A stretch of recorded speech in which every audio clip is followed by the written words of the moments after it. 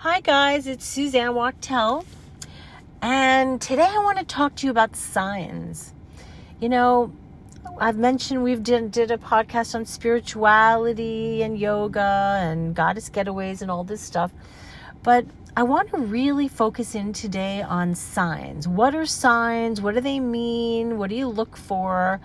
And is it any kind of, is it anything to really rely on as a guide? So, there's a book I refer to all the time called Signs, and when I do grief counseling, I really do encourage people to look for signs because, when we're lost for words, when we're lost for direction, when we're feeling kind of out of sorts, hopeless, scared, in limbo, are we getting the job? Is our loved one okay?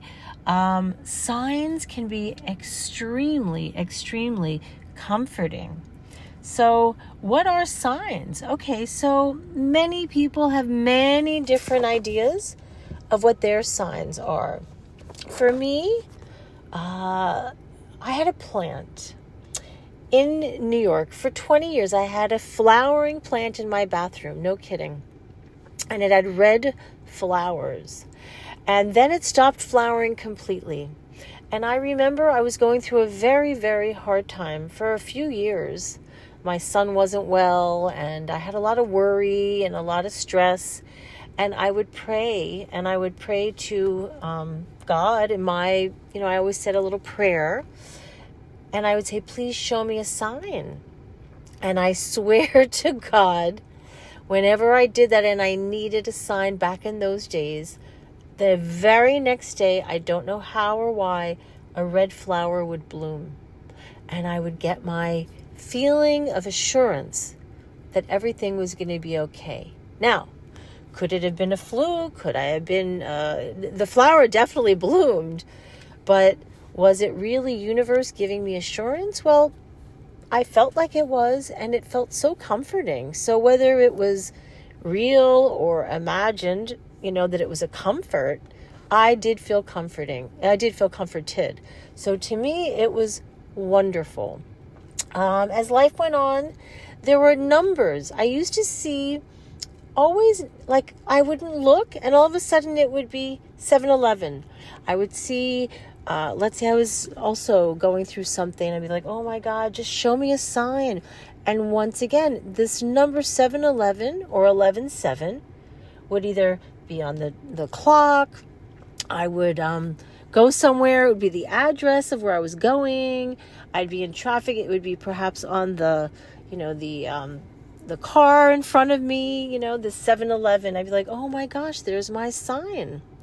So we could call it superstition. We could call it looking for assurance from the universe when we're in an abyss of limbo or not knowing if things are going to be okay. There's a lot of health things we all go through with family, with ourselves. There's financial fears that we all sometimes experience. There's relationship issues, and sometimes when you don't know the outcome, we need to find outward signs that it's okay, that universe has our back. When I lost my son, 11 years now, it's amazing that it's so long ago. I started seeing the 7-Eleven became less and less. Now it became 4:44.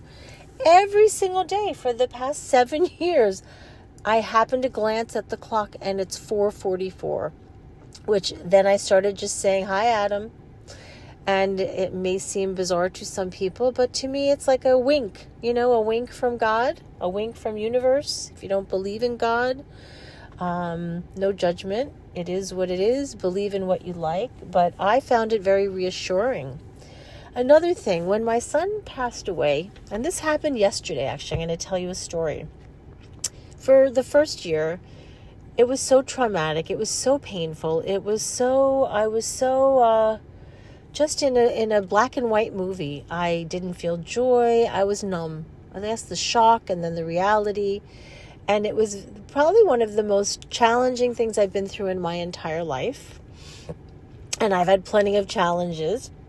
But I would ask universe, God, please show me a sign that he's okay, that it's going to be okay, that I'm going to get through this, that the family's going to get through it, his friends, etc. And every day randomly, I swear, I would find a coin.